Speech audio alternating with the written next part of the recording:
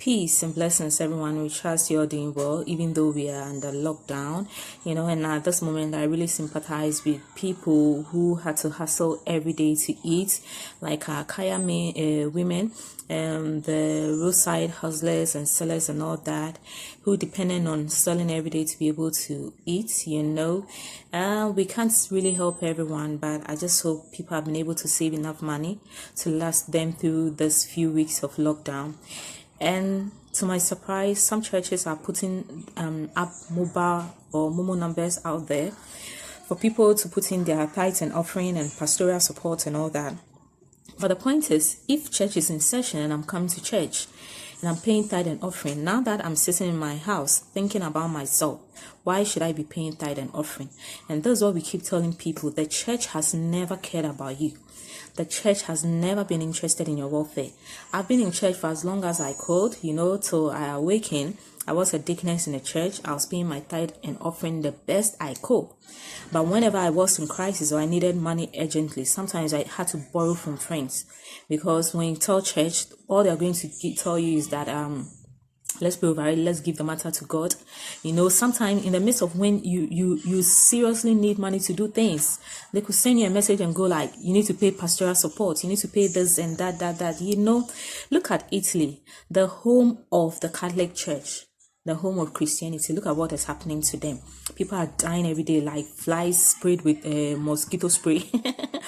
That's not to say we are happy people are dying, but the truth of the matter is that if God or Jesus or church was wrong, and if with all due respect, Allah and the mosques were true and real, no mosques, no church could be closed in these critical times.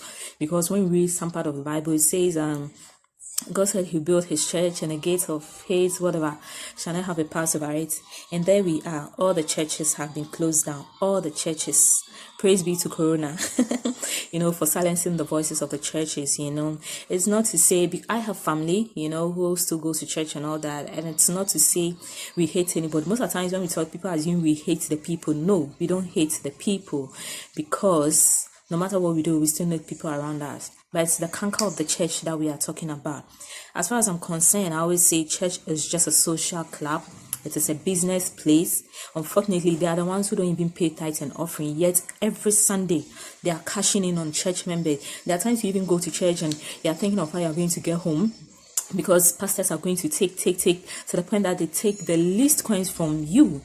And they're like, trust God, you're going to get home. If God was wrong, why are the pastors not trusting in God to drop money like manna? Because in the times of Moses, yes, he was dropping manna from heaven for people to eat. Yet in terms of Corona, churches are closing and God and Jesus can't do anything about it. Ow.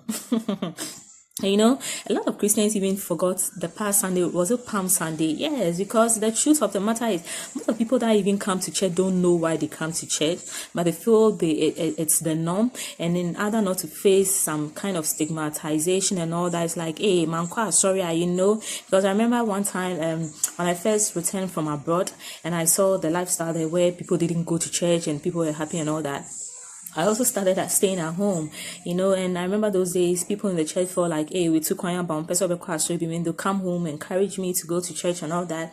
And I kind of felt so worried about it, I felt insecure that people think, oh, I've backslided for not going to church. And I started going back to church. But here I am. I tell you, church is useless, so useless.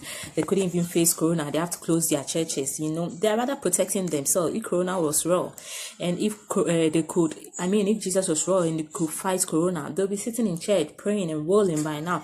And you see what will happen to your churches, But there's no power in church.